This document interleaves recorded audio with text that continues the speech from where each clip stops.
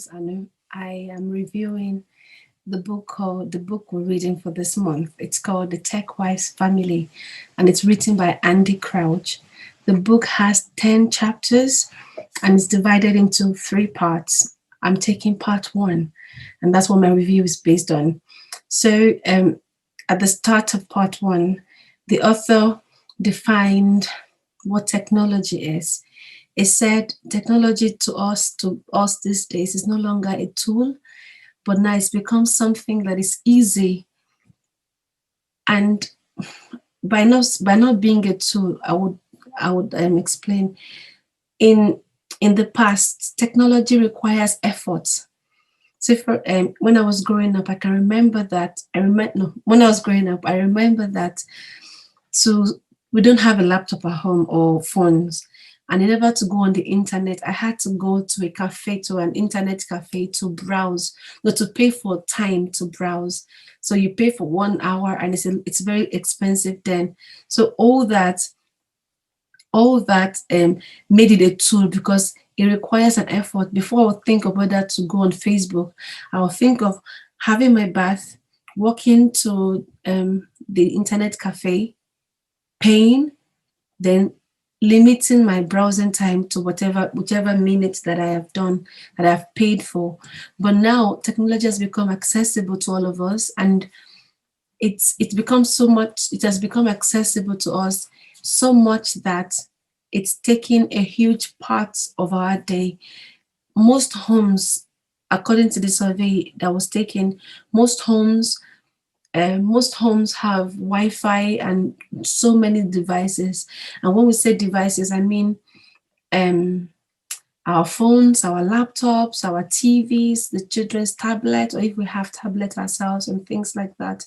So the author is encouraging us to put those things in their places. And when we say technology, it's just how we use internet. Basically, that's all technology means. So it's not really complex. So it's saying technology has become easy and almost too easy. And now we have a robot vacuum, we have washing machine, we don't have to do our laundry ourselves. And all this, we have like driverless cars. Things are becoming easy. Even the medicine we use, like he's saying that we have technologies, do we have technology in our body, like the medicine we use, they're made from scientific technological things. And there's this thing, if you buy a water bottle, there's this thing on it that says no BPA. But I was surprised to find in this book that 60% of us, we have that BPA in our inside us.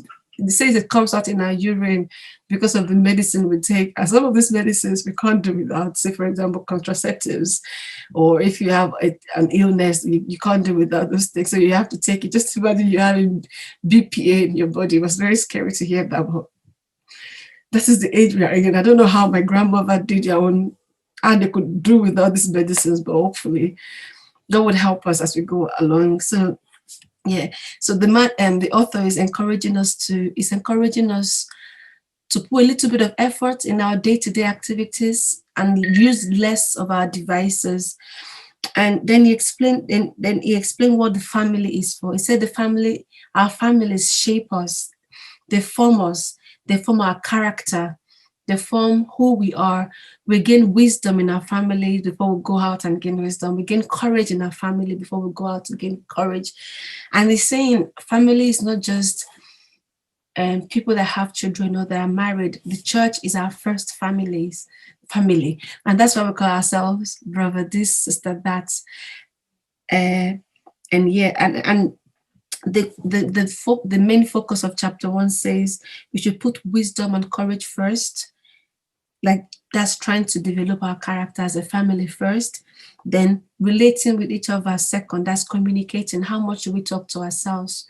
That should come second. Then technology, our phones, laptops, the children's tablet and things should come last, and it should be at the edges. It shouldn't be the first thing we resort to when we are when we have conflicts or when we are tired or we are confused, we should be talking to each other more. We should be encouraging ourselves more. Our children should not go on YouTube to be finding courage and wisdom. It should be from us, from our mouth. Our sisters and our brothers should not be going on YouTube to find courage. It should be from us first, from the church and from the home. And God help us. God help us with that, to be honest. God help us.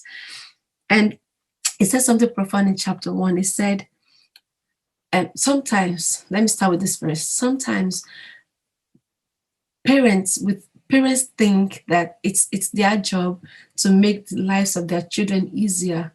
So it's our job not to make them to throw tantrums. It's our job to minimize conflicts between us. But the author is saying it's not our job. Our job is to make them better. And sometimes making them better might mean instilling hard choices, and make our homes will be quite different from their friends, and making them to see that that is the ideal rather than what is out there. God help us with that. Chapter 2 is about shaping our spaces. So basically, he's saying that, let's think about this. Is it possible in this real life, especially in terms of coronavirus, to actually limit our use of Wi-Fi, to unplug our TVs, or not use it for a day? Is it possible for us not to go on YouTube to look for music, but sing together? Is it possible for us to cook together rather than microwave foods? Is it possible for us to sing nursery rhymes to the children rather than having them watch it on the TV? And there's something the author said I found very true. He said, these cartoons and things that the children watch, the reason they are transfixed with it is because they've made red, the color red, much brighter, almost unnatural. The yellows are much brighter and captivating. And the producer of this nursery rhymes, it's intentional, because when you see something you're not used to seeing in your real world, our room now looks a bit dull and drab and all. It doesn't look fascinating. But when we put on the TV, just the color of the TV looks catchy. I just want to see what's there. So he's saying that is how they've been able to market their product, but it's not for us to fall into the trap. Sometimes when as Damikwe is watching cartoon, it just looks like this for almost 1 minute without blinking. And I'm thinking, hey, what am I going to do? But sometimes putting the nursery rhymes on for them actually helps us more than it helps them, because at that time you can get work done, you can cook, you can quickly do what you want to do than having them run around you. But the author is encouraging us that let them throw their tantrums. Take away the device. Don't put on the nursery rhymes. It says for a month, yeah, it will be hard. It will be hard because they're already used to the circle. But you'll find that after a month, they begin to see that this is our lives. This is our house. This is who we are. Then they begin to entertain themselves. So it's not our jobs to entertain them. He said from 0, and I don't know if it's 0, but something, I think from age 3 to 7 is where children, they are fascinated with the environment. I know when I was, okay, let me finish my thoughts. They're fascinated with the environment and they tend to explore things. But with TV, if the TV is constantly on, if their devices, if their laptop if their tablets are always on, then they won't explore the environment. But so leave them to throw tantrums. If it means not washing the dishes. I know it's not easy because I'm not in your situation. I'm just saying that it's doable according to what the author is encouraging us to do. It's very, very much doable. So let them do all these things that they want to do. Let them fight.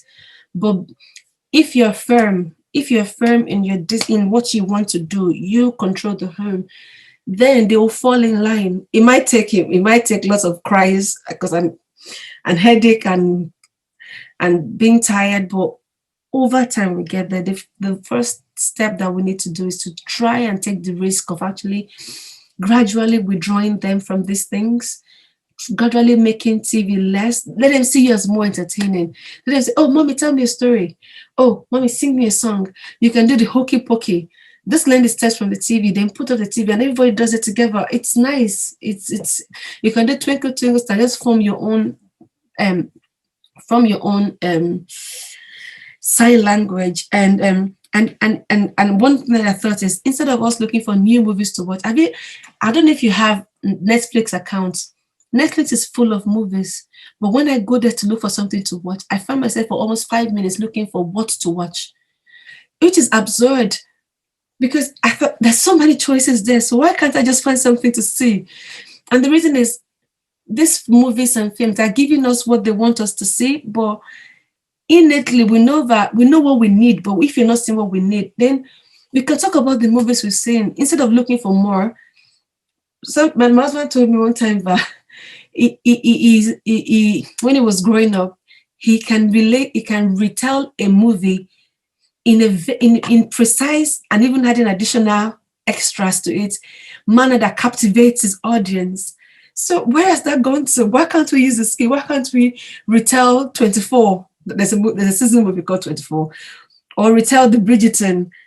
Yeah, I don't know that movie is okay for me to watch, but I did watch it. But yeah, just retell movies, talk to each other, like laugh about things and things like that. That is the way we can become tech-wise family. And I know if you're single, you can do that with your friends. You can call me and do that. I don't mind. Yeah, you can do that with your friends. You can do that with your housemate. Just let's talk more and watch less. Let's scroll less. The thumb rule. Let's scroll less. Let's not be too quick to attend to our phone's cry. Sometimes we tend to we take our phones as though they are babies, and any small ping, we're quick to jump to pick the phone. Let the phone ring, and just if you're not able to pick at the time, you're not able to. You're having family time. When you're able to, then you do it. God help us. God help us. The third thing, the third chapter is about resting after working. And rest could mean a lot of things, but he's saying that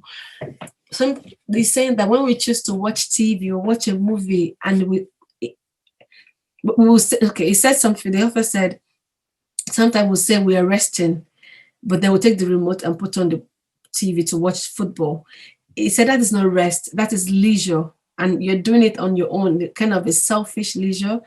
But proper rest would be playing football with your children at the backyard, playing football with your wife just for the fun of it, just to see a laugh, just to just make fun and just push each other and just say, go away, John. Just communion. Let's stay committed. Let's stay faithful together. Let's stay focused together. Let's have just this one goal to develop ourselves as a family. And we shouldn't let the culture develop us. So the author is encouraging us to turn off our device we should try turning it 1 hour a week, no phones. Then it gradually becomes 1 day a week. Then it becomes and then it gradually becomes 1 week a year, until we're able to fully put internet and our phones in its right place. And there are 3 commitments we're encouraged to do in part 1. The first one is we'll develop our character together as a family. And developing our character means we will be wise together and courageous together. Number 2 says we will create more than we consume. So instead of looking for more season films to watch or more Iroko TV movies to watch, let's talk about the ones we've watched and what's fun about it. And it says that we will fill the center of our homes with things that reward skills and active engagement. I think this is more for children, to just make them more creative than just than addicted to TV.